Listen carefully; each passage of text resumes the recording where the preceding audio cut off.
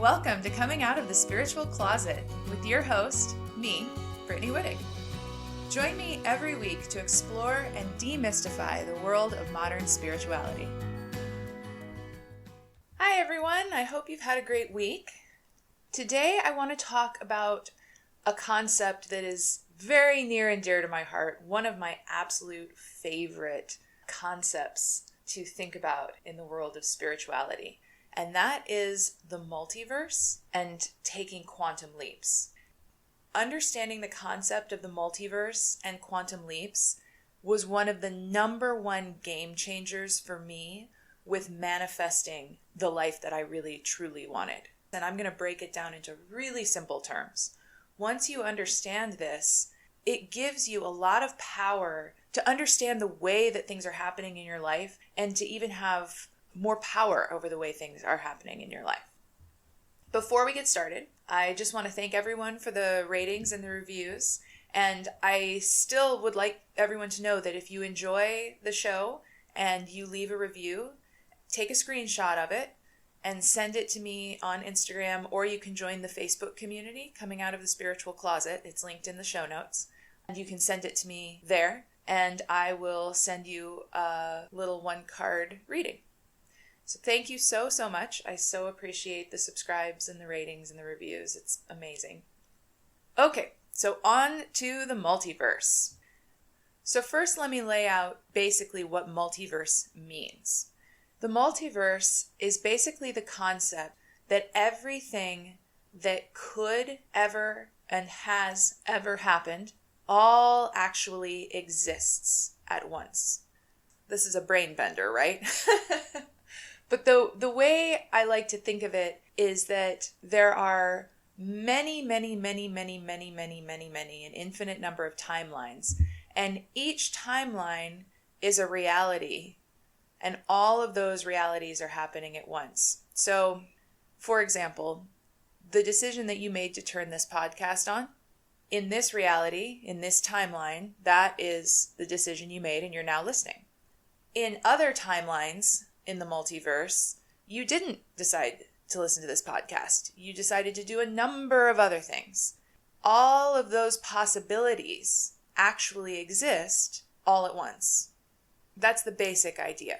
How is this helpful to us? Well, let's talk about timelines. The easiest metaphor for me with timelines is train tracks. So imagine that right now you're standing on a train track. There's no risk of a train coming. You're standing on a train track, and the tracks extend way out ahead of you, and that's your future, everything that will happen, and the train tracks extend out way behind you, and that's everything that has happened in this timeline. Now, imagine that you're in a train yard, and you're standing on this one set of train tracks, this one timeline, but out all as far as the eye can see to your left and to your right are other train tracks, other timelines. This kind of visualizes the multiverse.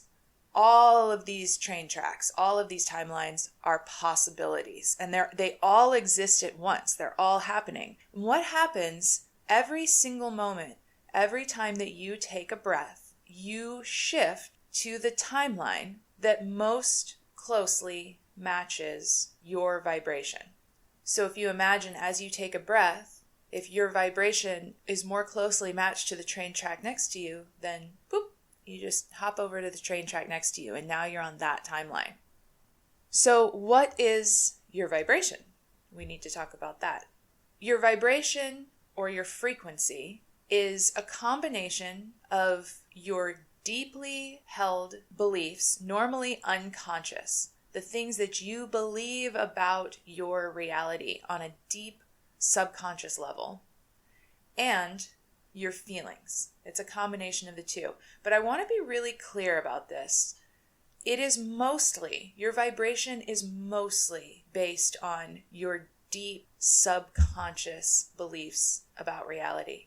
I think that something that a lot of people in the spiritual community have gotten confused about and get confused about is the role of feelings in your vibration. Do they play a part? Yeah, I think they play a small part. But your feelings are not the primary thing that makes up your frequency or your vibration.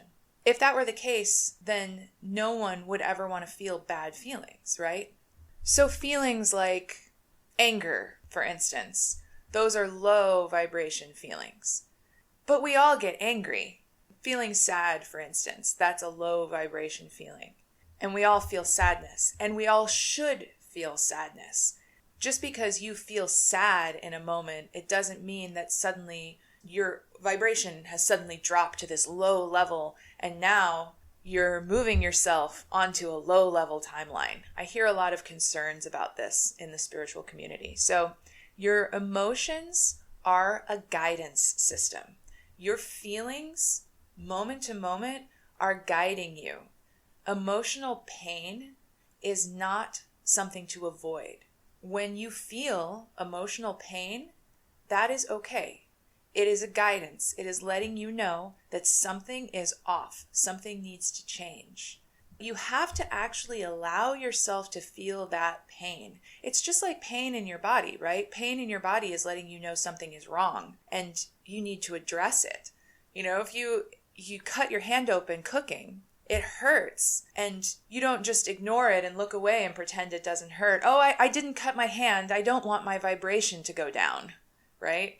See what I'm getting at here? So you really want to pay attention to your negative emotions. When you feel sad, when you feel scared, when you feel any of these more negative emotions, the best thing that you can do is pay attention to them, sit with them, give them your full attention, express them, and they will release out of your body because they're there to send you a message. If you ignore them, they'll just keep sending you the message until you pay attention. So I wanted to address that first of all, that your vibration is not going to be destroyed or lowered, or you're not going to have a low, bad vibration if you feel negative feelings. You're supposed to feel negative feelings. What most affects your vibration, again, is your deeply held subconscious beliefs. So back to the train tracks. You're on this train track, this timeline, based on your current deeply held beliefs and your emotions a little bit, but mostly your deeply held subconscious beliefs. In the next moment, when you take a breath, you're most likely to shift to a timeline near the one you're at because your vibration, moment to moment, is unlikely to shift dramatically. There, of course, are baby steps. You might incrementally be raising your vibration as you grow and take in more information and learn things about the world and start to sort of shift those internal beliefs. So you're most likely to shift to a timeline, a train track that is nearby, that's easy to move to. However, it is possible to make a quantum leap. A quantum leap is when you make a shift in your subconscious beliefs, in your vibration, that is so dramatic that you shift to a timeline, a train track that is much higher in frequency than the one that you were on a moment ago. And this is likely something that has already happened to you at least once if you're listening to this podcast, because just taking the step to learn more about spirituality is a quantum leap for most people. For most people, that is a readjustment of their vibration. It's a readjustment of their deeply, deeply held beliefs. And when you make a quantum leap, and suddenly you're on this timeline that is very different from the timeline you were on, it can feel very shaky. Physical symptoms can come up. So you might have ringing in your ears. You might have dizziness, clumsiness. You might be very, very tired, or the opposite, experience insomnia. And you'll notice that these are the same symptoms that you often hear about with spiritual awakening. So, my theory is that spiritual awakening is a quantum leap. It's a huge timeline shift. It's a shift in your deeply held beliefs about reality that is so dramatic that it puts you on a timeline you're not used to yet. And it takes a little while to readjust after a quantum leap. And that's okay. What it will feel like is a lot of times an epiphany, a total change in the way you see reality, accompanied a lot of times by these kinds of physical symptoms. So when you experience that, It's so good to know that this is what's going on, because instead of resisting it, like, oh, I have this ringing in my ears, I hate it, I want it to stop. Instead, you can really embrace it and say, whoa, I must have made a quantum leap. Things feel different. My body feels kind of funny. My ears are ringing. I understand some things that I didn't understand. And that's exciting. So you can lean into it. And really, of course, when this happens, nurture yourself. Self-care is huge in those moments after a quantum leap, and not just those moments, those days, that period after a quantum leap. What will happen once you're on a spiritual path is these quantum leaps will happen more and more and more, and it will get easier and easier to handle them. You'll know the drill. You'll know what it feels like, and you'll be able to say to yourself, oh boy, I'm making a big shift right now, or I just made a big shift, and I need to take really good care of myself as I adjust to this new timeline. And it's just so empowering to understand that that's what's going on. And it's so empowering to know that you are shifting up, up, up, up. You're raising your frequency with all of this spiritual seeking and learning and practice.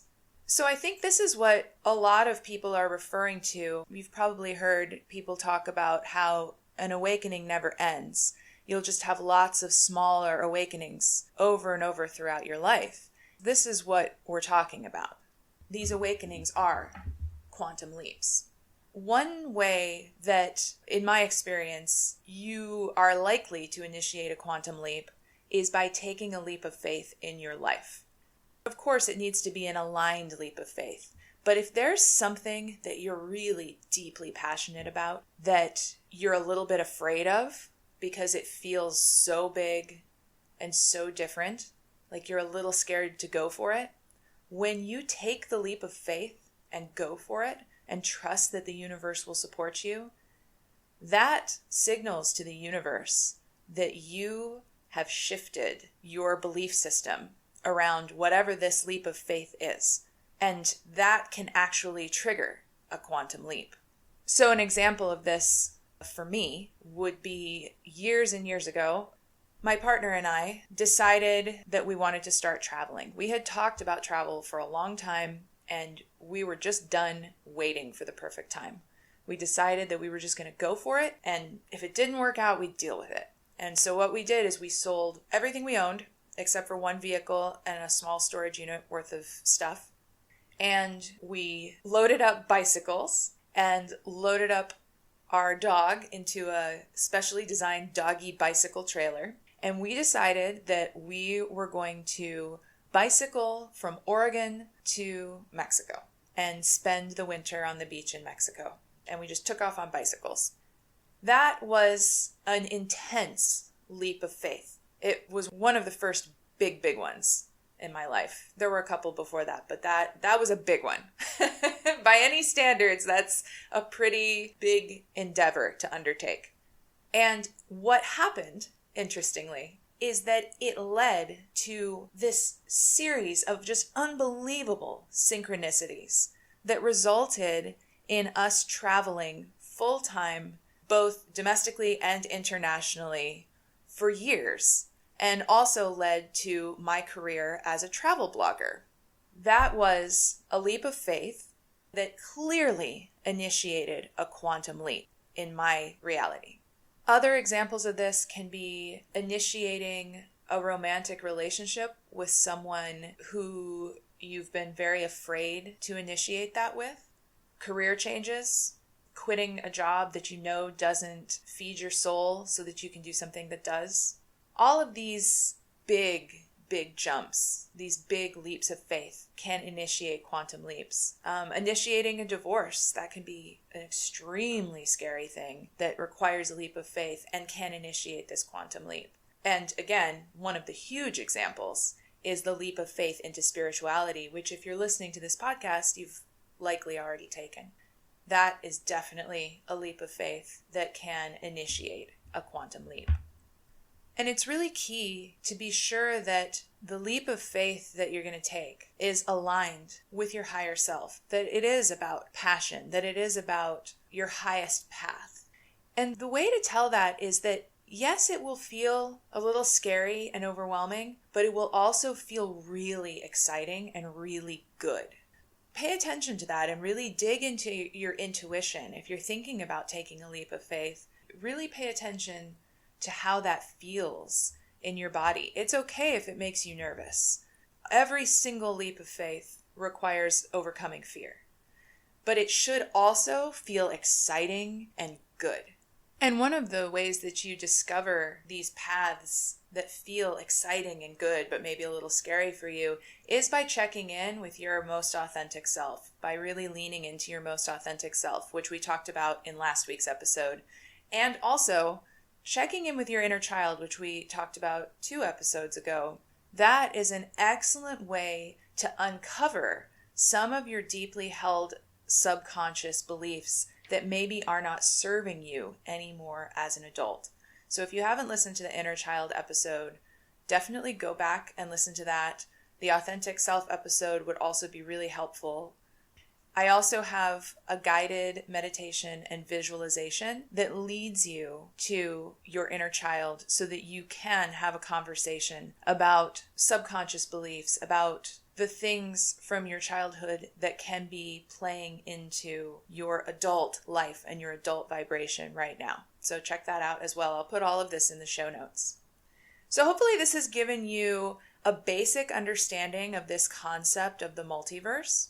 I absolutely love this concept. I just think it is so fascinating. And I'll probably talk about this more in future episodes, but I just wanted to give you like a solid foundation of the concept of the multiverse. And I think it's easiest to learn about it in small bits because it is kind of a brain bender.